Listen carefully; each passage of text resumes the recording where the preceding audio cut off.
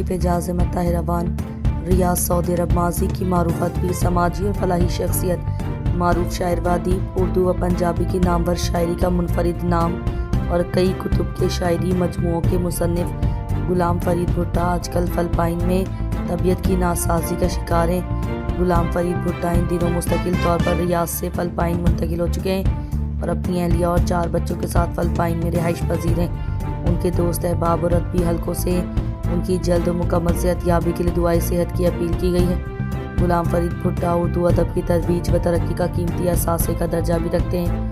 ادارہ فخر نیوز کی صحافتی ٹیم کی طرف سے بھی دلی نیک خواہشات کا اظہار کرتے ہوئے غلام فرید بھٹا کی صحت یابی کے لیے خصوصی دعا کی گئی ہے۔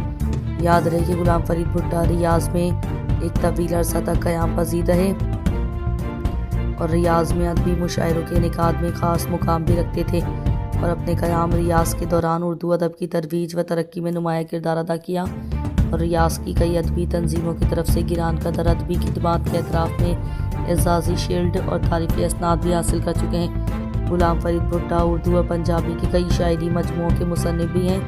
غلام فرید بھٹا ادارہ فخر نیوز کے سینئر صحافی اور بیورو چیف اعجاز احمد طاہر اوان سے مسلسل رابطے میں ہیں۔